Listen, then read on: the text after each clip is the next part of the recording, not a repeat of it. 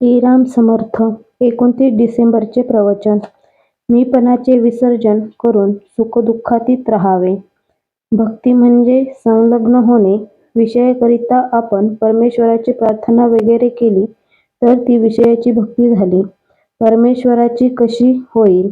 मीपणा आला की संकल्प उठतात आणि संकल्पात्मक विषय तेच मनात येतात.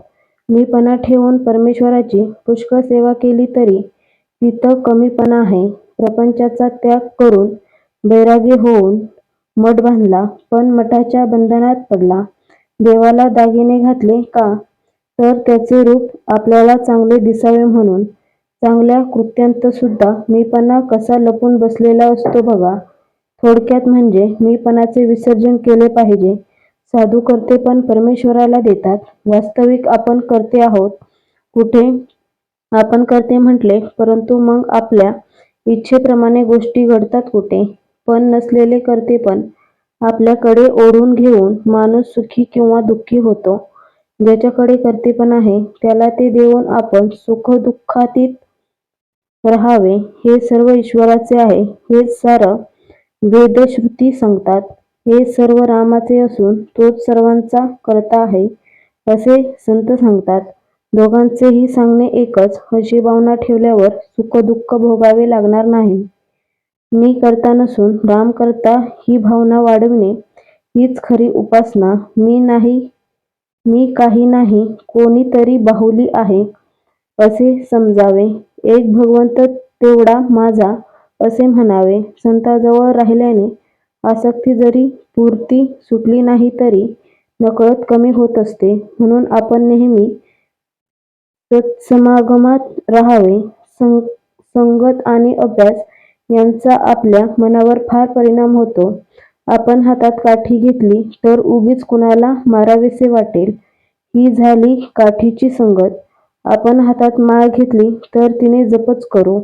माळेने आपण काही कुणाला मारणार नाही.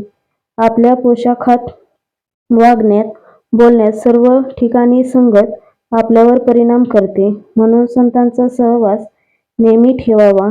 गाय जशी वासरामागून येते तसे संत नामामागून आलेच पाहिजेत. ते नाम घेणाऱ्याला धुंडाळीत येतील आणि त्याच्या मागोमाग धावत मागोमाग भगवंत अर्थात आलाच म्हणून समजा. दवाखान्यात गेलेला रोगी जसा डॉक्टरच्या स्वाधीन असतो तसे आपण संतांच्या घरी गेल्यावर त्यांच्या स्वाधीन होतो. म्हणून संतांच्या संगतीत आपण गेलो की आपले कर्तृत्व संपले असे मानले पाहिजे. सत्संगतीने साधकाची वाढ होते. संतांना ओळखण्यासाठी अनुसंधानाशिवाय दुसरे साधन नाही. संतांना भक्तीचे व्यसन असते. ते नेहमी नामात असतात. संत हे भगवंतावाचून दुसरीकडे राहिलेच नाहीत. म्हणूनच ते संत झाले म्हणजे देवस्वरूप बनले. भगवंताचे नाम सिद्ध करून देणे हाच संतांचा जगावर सर्वात मोठा उपकार होय. प्रापंचिक लोकांना परमार्थाला लावावयाला संसारी संतच खरा उपयोगी पडतो. आजचा बोध सर्व काही रामाचे आहे असे समजणे म्हणजेच सर्वस्व रामास अर्पण करणे होय. अर्पण करणे आहे.